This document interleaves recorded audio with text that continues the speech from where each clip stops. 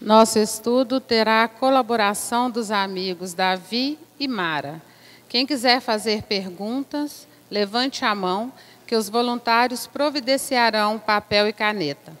Hoje, estudaremos o Evangelho segundo o Espiritismo.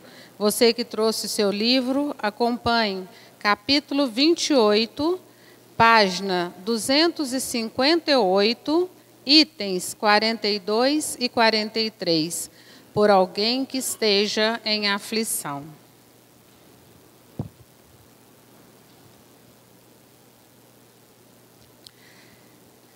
Se é do interesse do aflito que sua prova siga o seu curso, ela não será abreviada pelo nosso pedido, mas seria ato de impiedade desencorajar-se porque o pedido não foi atendido. Aliás, na falta de cessação da prova, pode-se esperar obter qualquer outra consolação que modere a sua amargura. O que é verdadeiramente útil para aquele que sofre é a coragem e a resignação, sem as quais o que suporta é sem proveito para ele, porque será obrigado a recomeçar a prova. É, pois, para essa finalidade que é preciso, sobretudo, dirigir seus esforços, sejam apelando aos bons espíritos em sua ajuda, sejam reerguendo por si mesmo o moral do aflito por conselhos e encorajamentos, seja, enfim, em um assistindo materialmente, se for possível. A prece, neste caso, pode, por outro lado, ter um efeito direto, dirigindo sobre a pessoa uma corrente fluídica para fortalecer sua moral. Prece. Meu Deus, cuja bondade é infinita, dignai-vos abrandar a amargura da posição, se isso for da vossa vontade. Bons Espíritos, em nome de Deus Todo-Poderoso, eu vos suplico assisti-lo em suas aflições, se no seu interesse elas não podem lhe ser poupadas. Fazei-o compreender que são necessárias para o seu adiantamento. Dai-lhe a confiança em Deus e no futuro, que as tornará menos amargas. Dai-lhes também a força de não sucumbir ao desespero que lhe faria perder seu fruto e tornaria sua posição futura ainda mais penosa.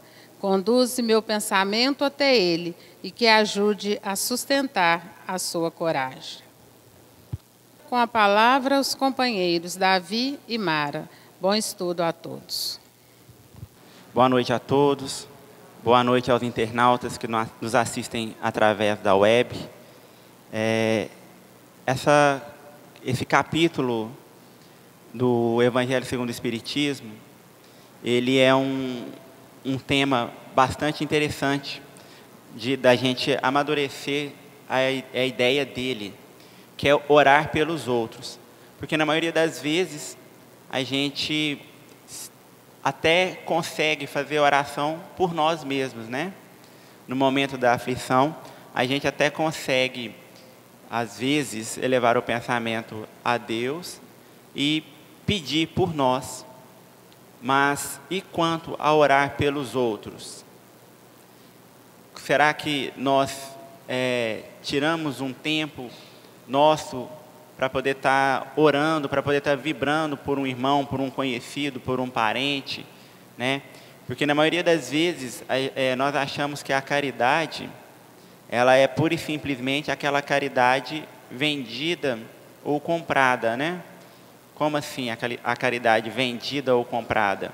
Eu sei que alguém precisa de uma cesta básica, por exemplo, aí eu vou lá no supermercado, compro aquela cesta básica, levo na casa da pessoa, nem entro, nem conversa, né? Na maioria das vezes, entrega aquele pacote de alimento e vai para casa satisfeito, porque já fez a sua boa ação, né?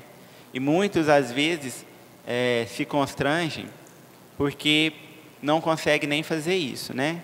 Às vezes está passando por algum momento difícil e alguém sabe que alguém também está, e aí já chegaram até para mim mesmo e falaram o seguinte: olha, eu até sei que fulano está precisando, mas eu não estou tendo nem para mim. Como que eu vou ajudar? E aí eu sempre respondo a pergunta com uma outra pergunta. Mas você não consegue fazer nenhuma prece? Você não consegue nem ouvir a pessoa? Sentar, ouvir, ter um momento com ela?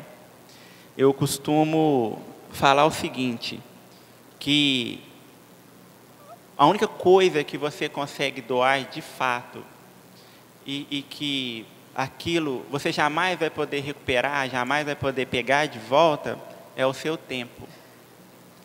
Então, quando você doa da sua vida, seja para ouvir alguém, para estar com alguém, para dividir com a pessoa aquele momento de dor, você está doando algo que é extremamente valioso e que você jamais vai poder pegar de volta, que é o tempo de vida que Deus te deu e você está compartilhando com aquela pessoa.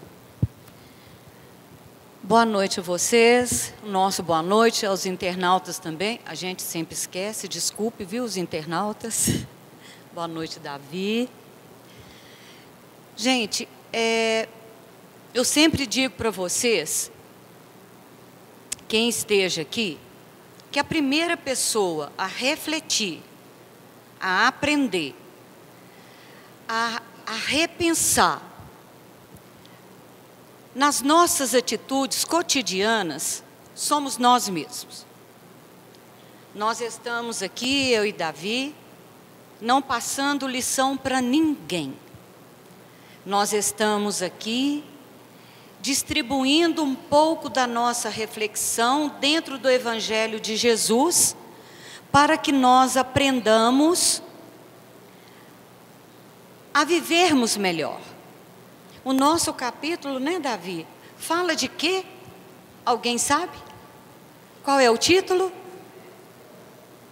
Aflição? Pois é. O que é estar aflito? A aflição, para mim, pode ser alguma coisa diferente de cada um de vocês e vice-versa. A aflição é um processo de agonia. É um processo de uma tristeza aprofundada. E alguém me disse uma vez, depois eu fui refletir, que todas as vezes que estamos preocupados, aflitos, a nossa fé, a qualidade da nossa fé está em baixa. Eu fiquei pensando muito nisto.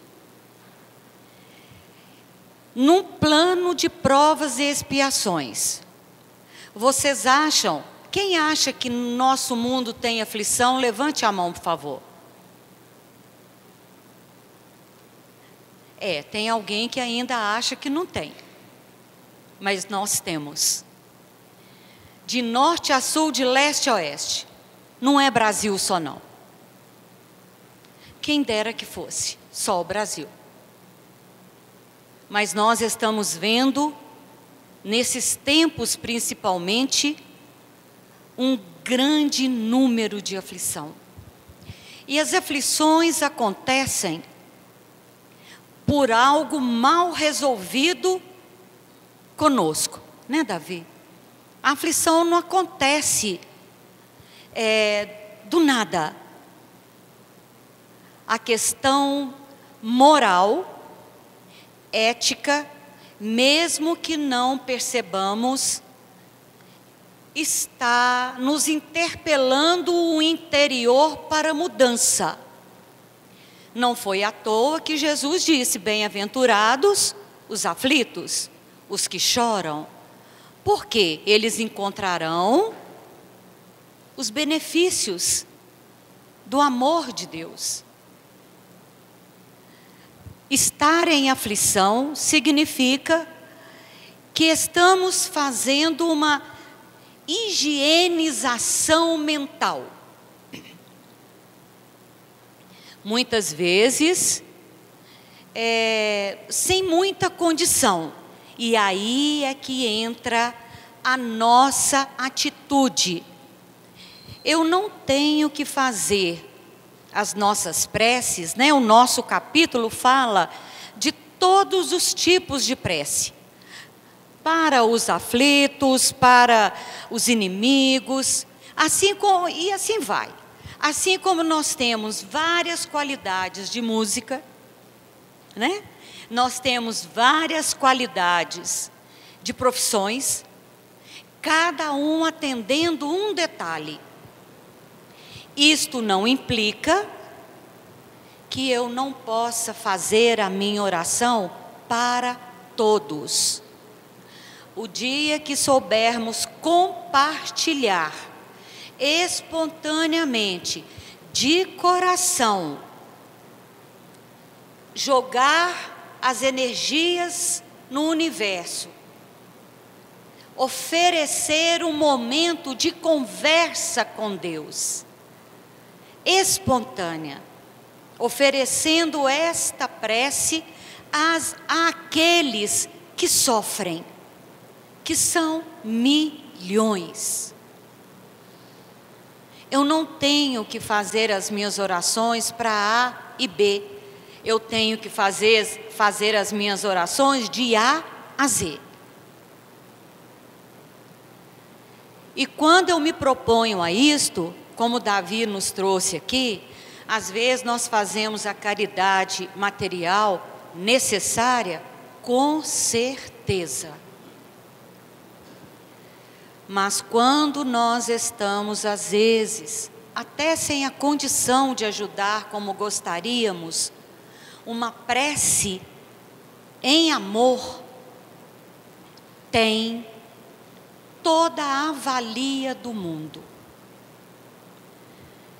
Nós passamos por uma experiência interessante esses dias, quando nos defrontamos numa situação peculiar, que nos fez pensar. Estávamos numa fila para um determinado pagamento, uma senhora à nossa frente, e eu percebi que ela estava com dificuldades. Eu falei: a senhora está bem? Ela: eu tenho que ficar encostada porque eu estou sentindo muita dor nas pernas e estou preocupada. Não, perguntei o motivo da preocupação, né? Isso diz respeito à própria pessoa. Quando ela chegou ao caixa, eu a escutei dizendo: eu não sei ler. Eu estou preocupada porque eu não sei digitar. Eu fiquei pensando, minha gente, o quanto que muitos precisam de pouco. Uma senhora ainda jovem, mas não letrada. Nós ficamos pensando quantos estão passando por dificuldades assim, e muitas vezes não têm a compreensão, a percepção, um momento de endereçar a ela uma pequena oração para que ela saísse daquela aflição. Ela estava aflita, ela estava insegura. É um dos grandes bens que a doutrina espírita nos faz. Ter sensibilidade para perceber a necessidade do outro. Combinando muito com o que Jesus nos trouxe. As bem-aventuranças, e entre elas, os que são aflitos, de todas as formas.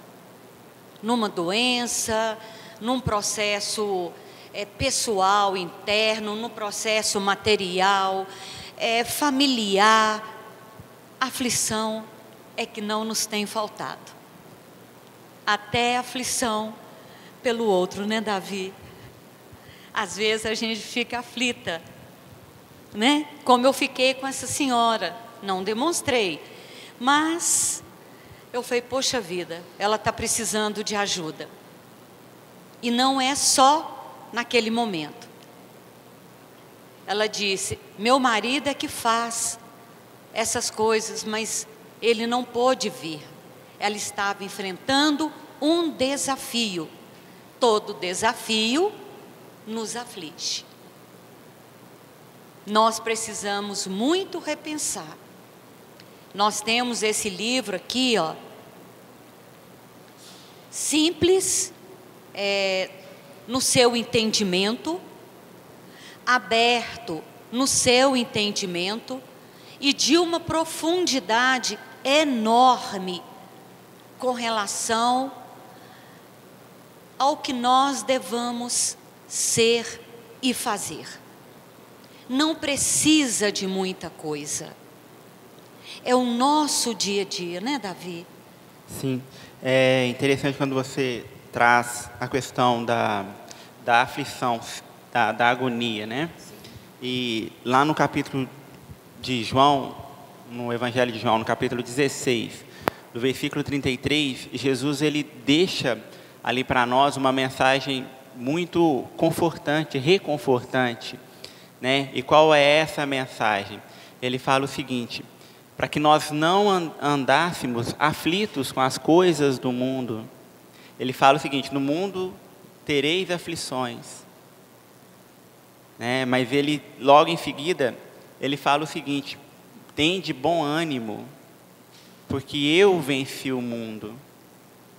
Então, olha que fantástico. E o que ele está querendo nos dizer com isso? Que apesar de todas as dificuldades que haveríamos de enfrentar nesse mundo de expiação e provas, né, ao qual todos nós estamos sujeitos às suas leis, segundo a reação de nossas ações, né, dos compromissos que nós assumimos, ele fala para que tenhamos bom ânimo, né? E é interessante que no finalzinho desse capítulo, desse versículo, ele fala: e eis que eu estarei convosco até o final dos tempos. Olha que fantástico. A grande pergunta é essa: Ele está conosco, mas será que nós estamos com Ele?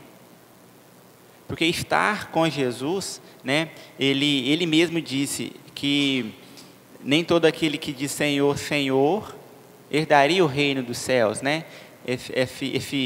Essa paz de espírito, aquela paz que o mundo não pode tirar, segundo as palavras do Cristo. Mas aquele que faz a vontade do Pai que está nos céus, né? Então, estar com Jesus é andar segundo os preceitos do Cristo, né? Ser cristão significa isso. Não é só estar na casa espírita, não é só estar na igreja, não é só estar, às vezes, até no próprio lar, né? Porque tem muito crente, e eu não estou referindo à religião protestante, estou me referindo a todo aquele que crê. Tem muito crente que é autodidata, né? Aprende tudo em casa, sozinho, né? Vai lá na banca do Humberto, compra os livros lá e fica em casa lendo, e por ali mesmo tira suas próprias conclusões, né? E aí, como que fica essa história? Como que fica, né, a convivência, o amai-vos uns aos outros? Porque eu ser cristão, enclausurado dentro da minha casa, dentro do quarto, é muito fácil, porque eu não vou estar esbarrando em ninguém, né? Eu não vou ter aquele contato, eu não vou ter atrito.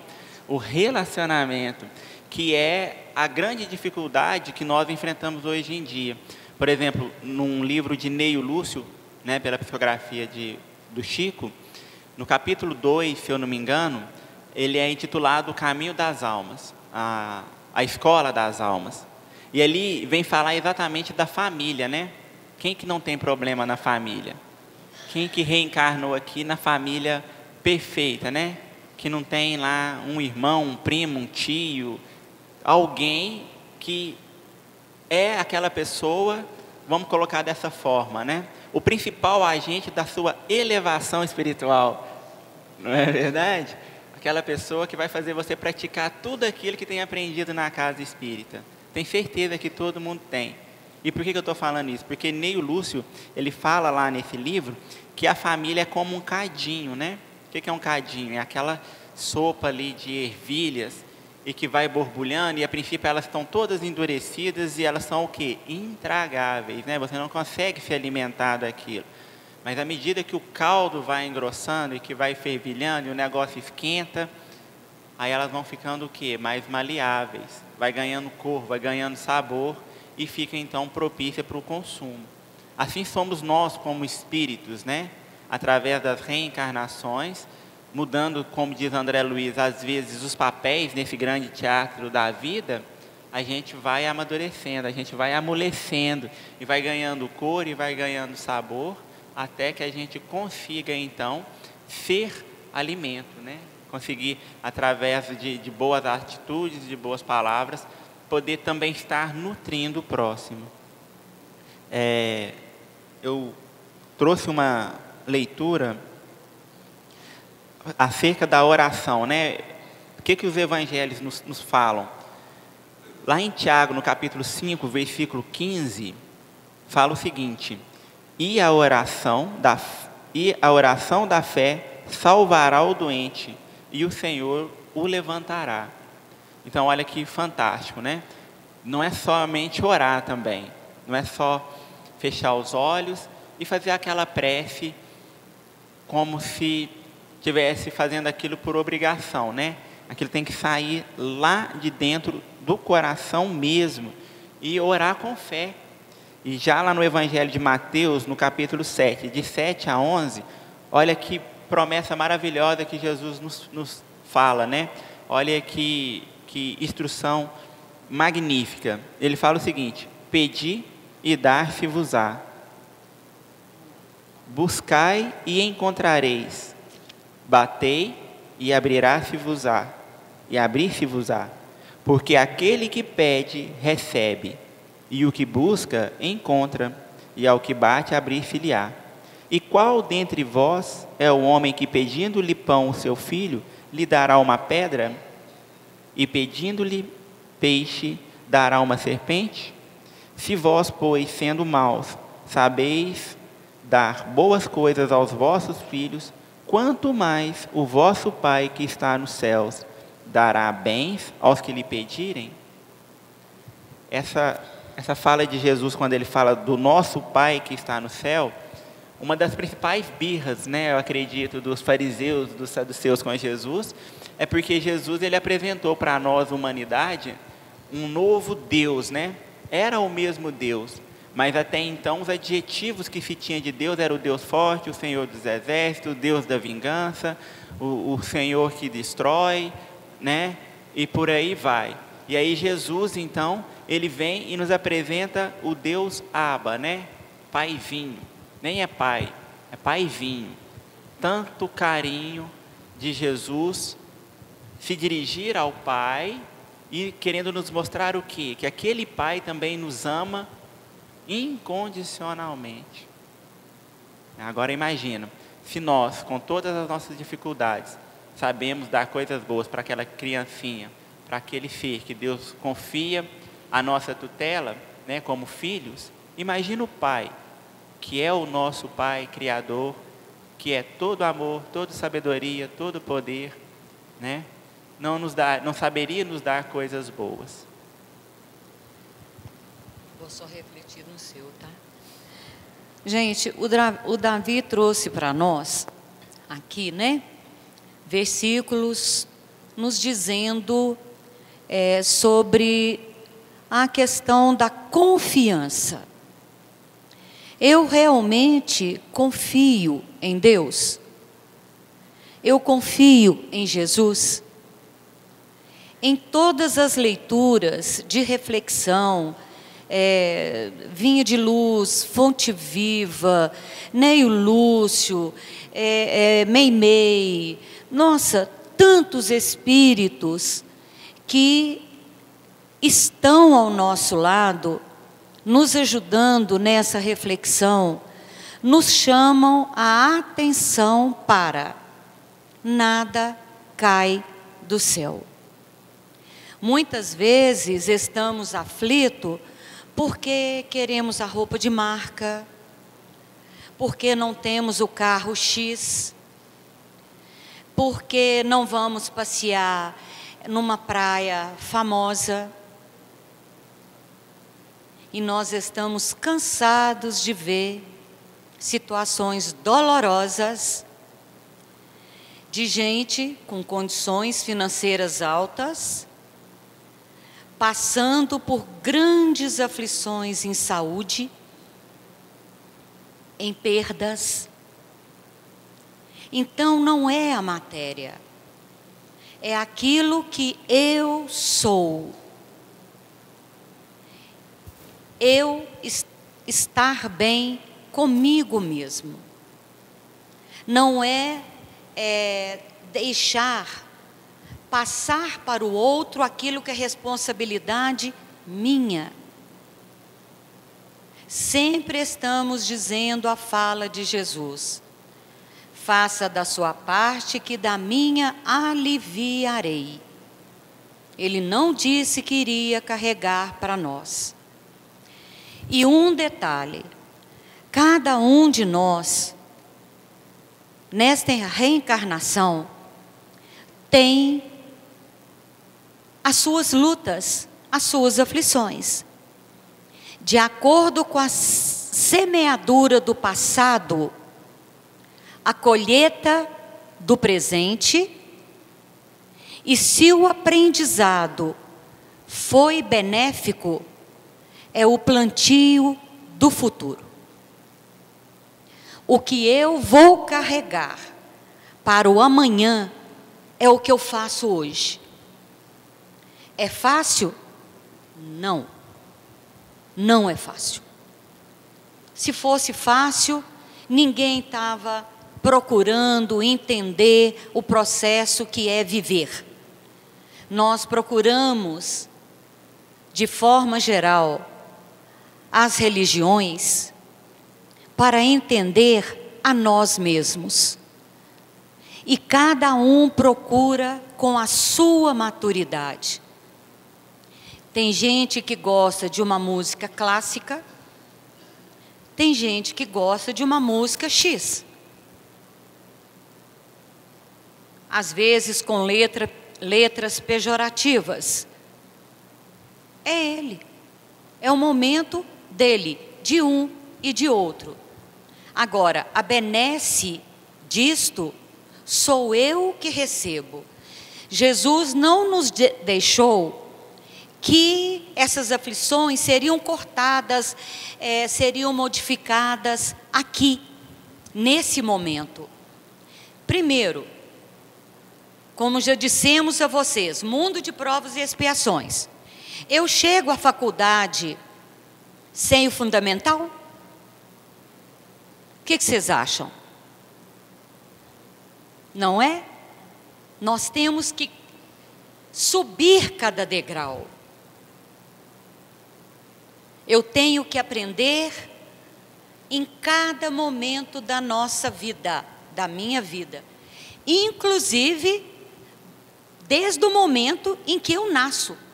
A minha família foi dada a responsabilidade da minha educação. Hoje estamos com grandes enfrentamentos aflitivos nas famílias, porque não estamos conseguindo entender o processo reeducatório. Como nos diz Jesus, sim, sim, não, não.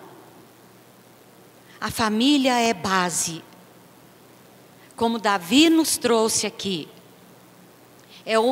são aqueles que nós nos reunimos de outros tempos para tentarmos refazer esse relacionar.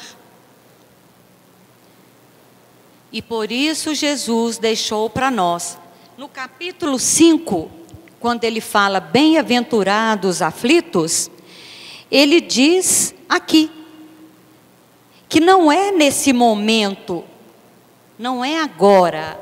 Agora nós estamos passando, seja qualquer pessoa, pelos desafios das aflições. É preciso que aconteça agora. como nosso companheiro nos trouxe, com bom ânimo. Tende bom ânimo, vocês não estão sozinhos. Nós precisamos confiar nisso, minha gente. E falamos em causa própria. Não somos diferentes de vocês. Sabemos, como vocês, as lutas da vida. Mas sabemos também as graças que recebemos quando resolvemos tomar uma atitude mais refletida, né? Quando nós fazemos aquilo que Jesus e os demais profetas e enviados por Ele no seu pretérito, né, costumavam fazer, como o próprio apóstolo Paulo, né, até então Saulo fez, que é ir para o deserto. Inclusive, tem até uma leitura também no já citado livro Caminho, Verdade e Vida, que fala exatamente sobre este deserto, né? Naquele livro da Joana de Ângeles, que é Ilumina-te, o primeiro capítulo daquele livro, ele tem esse título, No Deserto. Sim, e aí ela traz muito bem essa questão do Cristo se retirar, né, para poder estar com Deus, segundo a tradição judaica, os testamentos nos trazem. O próprio apóstolo Paulo também, a mesma coisa, né? João Batista, antes de começar o seu ministério, ele também tem a mesma atitude. E ela fala ali muito bem, ela coloca muito bem sobre os dias de hoje, o que é ir para esse deserto, como a nossa irmã colocou aqui. É o se interiorizar, é o ser, buscar o seu interior, né? É silenciar tudo que está ali à nossa volta e começar a nos ouvir. Existem duas falas do Cristo que nos remetem a exatamente pensar sobre isso. Uma delas, ele fala o seguinte, né, que antes que fôssemos orar, o que nós devíamos fazer? Entrar para dentro do quarto, fechar as portas e as janelas. E aí a gente vai e toma isso ao pé da letra, né? Fica igual um morcego dentro do quarto. Entra para dentro do quarto, fecha as portas, fecha a janela, aquele breu, aquele calorão, e acha que ficar rezando ali vai resolver alguma coisa, né? Com a cabeça fervilhando de pensamento. Não é bem por aí. Entrar para dentro do quarto, que o Cristo se referia, era entrar para dentro da gente mesmo. Fazer aquela autoanálise que na maioria das vezes nós não fazemos. Que nós somos excelentes para nos colocar na condição de coitadinho. Tadinho de mim, eu sou tão bonitinho. Por que está acontecendo isso, né? Vai saber o que está acontecendo. Vai ver seu livro lá, né? Pede uma noite aí, dorme, desdobra e vai lá. E chega lá, faz igual o caso do outro, né? Chega lá do outro lado, mas aquele negócio lá embaixo está danado. Mas o que está acontecendo? Não, mas está difícil demais. Eu sou tão bom, eu não mato, eu não roubo, eu levanto cedo, eu trabalho, eu pago minhas contas em dia, eu sou um ótimo marido. Tá doido? Meu vizinho chega em casa, até o cachorro rechuta, né? E ele vive muito melhor do que eu. Aí o anjo vai e tira lá debaixo da mesa, né? Aquele livro desse tamanho, fala assim, bum, tá aqui. Ele, o que é isso aí? É o meu passado? Ele, não, isso aqui é só o juro, o seu passado está aqui em cima. E tira outro maior ainda, né?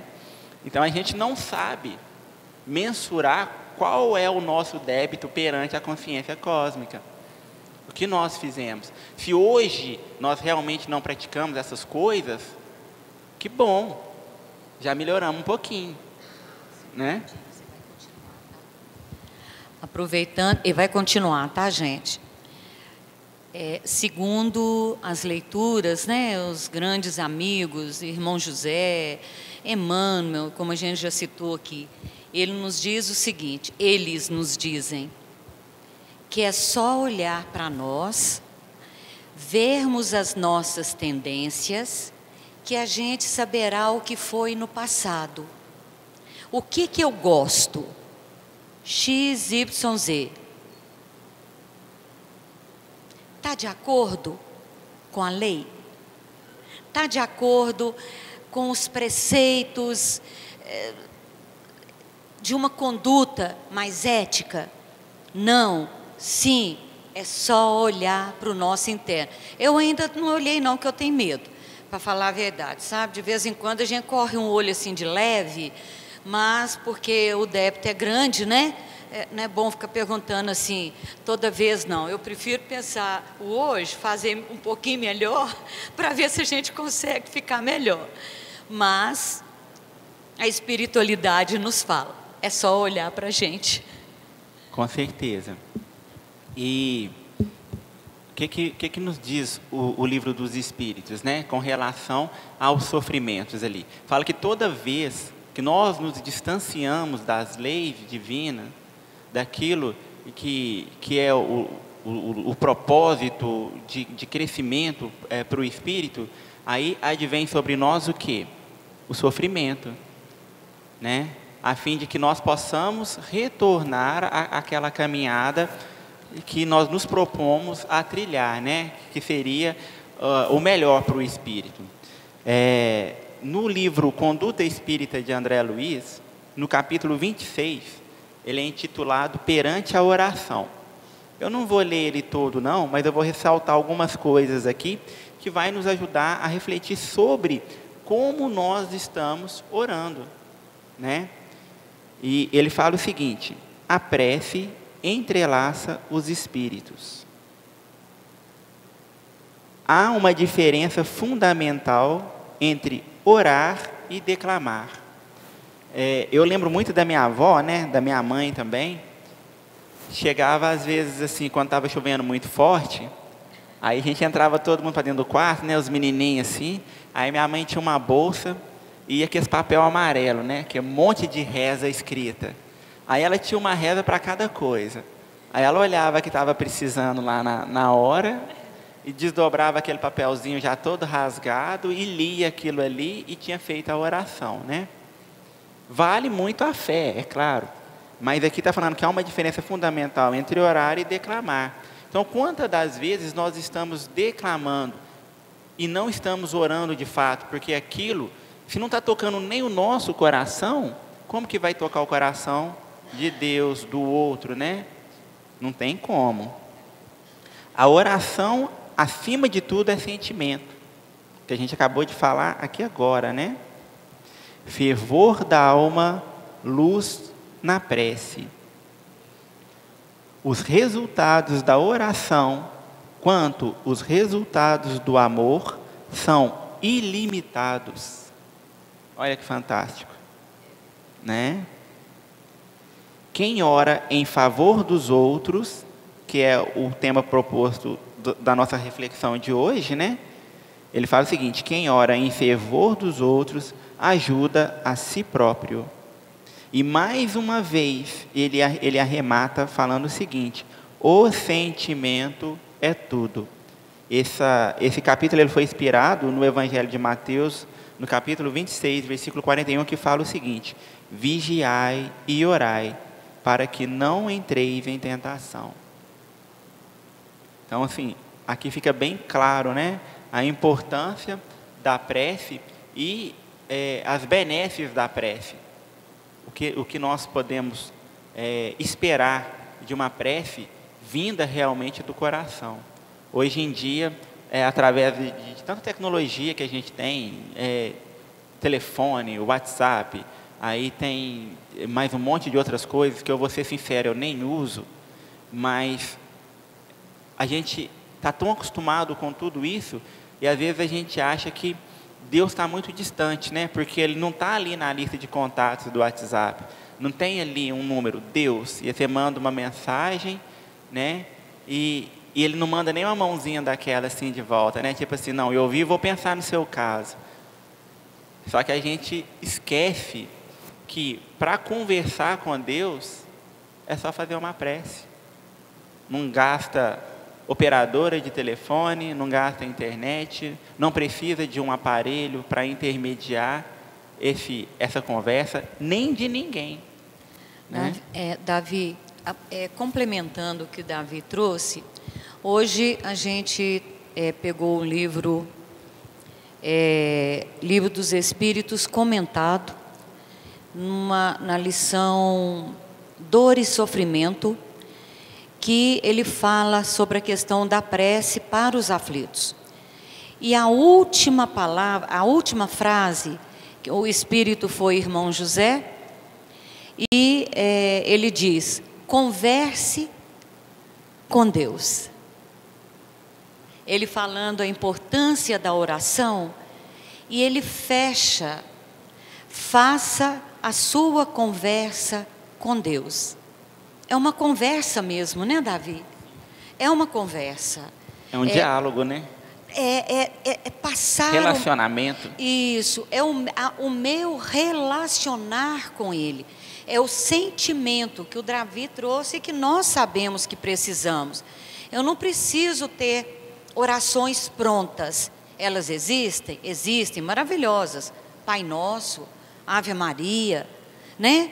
Mas elas, entre tantas, elas não podem ser somente decoradas.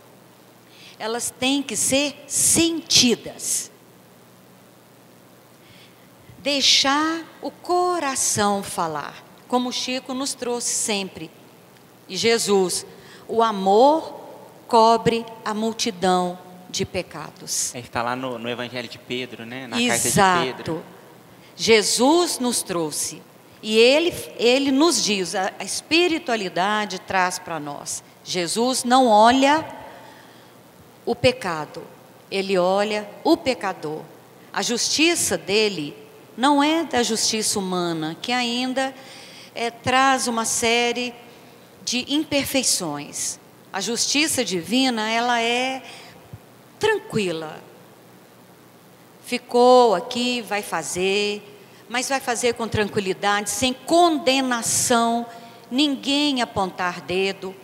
Eu ter a consciência do que eu tenho, né, que remediar, vamos dizer assim. Às vezes aquela aflição que estamos sofrendo nas enfermidades, né, internas ou externas, de todas as formas, como já trouxemos aqui, é aquele momento da conversa com Deus, da conversa com os amigos espirituais, com os anjos guardiães, que todos nós temos, que conversam conosco por aqui, ó, pela consciência, as ideias trazidas. Cuidado, repense. Vamos pensar nisso, minha gente. Pode continuar. Emmanuel, ele traz para a gente uma frase muito interessante também, né? Ele fala o seguinte: quando nada enxergam além dos aspectos materiais da paisagem transitória, sobrevém inopinadamente a luta depuradora. É quando Jesus chega e opera a cura. Só então torna o ingrato a compreensão da magnanimidade divina. O amor equilibra, a dor restaura. É por isso que ouvimos muitas vezes: nunca teria acreditado em Deus se não houvesse sofrido.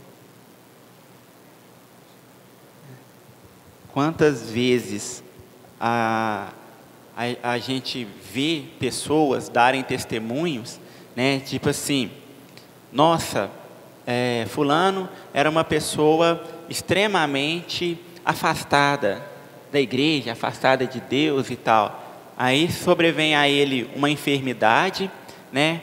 Como diz, a grosso modo, aí fora, né? Fica na tábua da beirada. Aí garra com Deus, volta, recebe uma nova oportunidade, e aí a pessoa acorda para a vida, né? Sai do materialismo e começa a enxergar que tem muito mais além do que apenas esse mundo material que a gente vive. É interessante, Davi, anteontem nós lemos uma reportagem de uma pessoa famosa, a gente não vai citar, não importa o nome, os nomes, importa o que aconteceu. Esse rapaz deu um depoimento ele tem uma doença autoimune intestinal.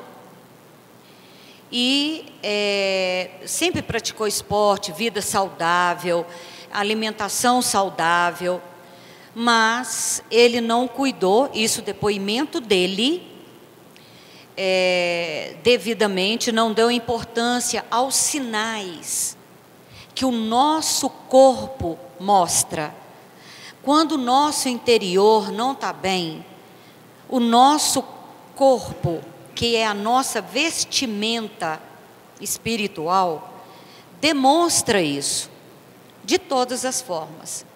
E ele faz o depoimento: não façam o que eu fiz. Ele emagreceu em 9 dias 20 quilos. A debilidade dele ficou muita, né?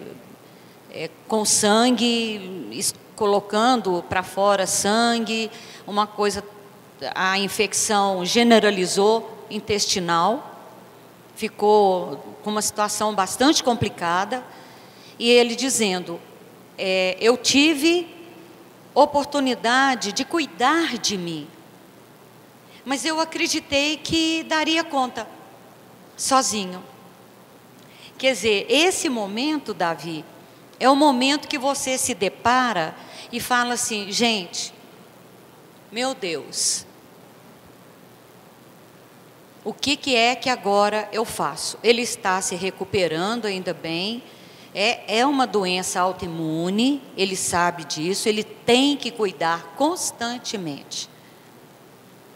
Mas talvez por achar, né, o corpo sarado, alimentação boa, tal, eu não vou precisar.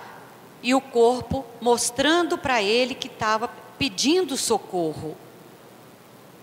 Não só o corpo. Aí a dor nos acorda.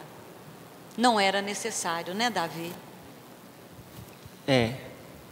Na realidade, todos nós temos condições tanto de abreviar o nosso sofrimento, quanto também de agravá-lo, né? Segundo as nossas escolhas. É a mesma história, quem tem filho sabe disso muito bem. Às vezes a criança comete ali uma estripulia, e aí o pai se achega a ela e fala, olha, não faz isso, porque se você fizer isso, você vai ficar de castigo. E aí a criança vai e naquela situação de desafio, repete o ato, e aí acaba ficando de castigo. Ao invés dela aprender, olha, eu não posso fazer isso porque eu vou ficar de castigo, o que deveria acontecer, o que ela faz? Ela se revolta. E aí ela sai do castigo, ela faz de novo, e faz às vezes até pior. Ou não é assim? E aí o pai vai lá e fala assim, olha, você ficou de castigo um dia, se você fizer de novo, você vai ficar de castigo agora 1 semana. E aí faz outra vez, ficou de castigo 1 semana. Quer dizer, e se continuar a repetir o erro, 1 semana vira 1 mês, que vira 1 ano, né? E aposenta de castigo. Assim é a gente. Deus nos dá o sinal quando nós estamos saindo fora dos propósitos das leis divinas, né? E quanto mais nós insistimos no erro, mais sobrevém sobre nós a dor, para nos trazer de volta ao caminho reto. Bom, nós agradecemos a todos pela presença, agradecemos também aos nossos amigos internautas, agradeço a irmã pela companhia, foi ótimo. Espero que todos nós possamos ter aprendido um pouquinho nessa noite, né? Como ela colocou muito bem colocado para a gente no início, nós que às vezes somos convidados a estar aqui na frente, trazendo a reflexão ela vem primeiramente para a gente, né? E a gente agradece e esperamos que na próxima semana possamos estar todos aí reunidos novamente.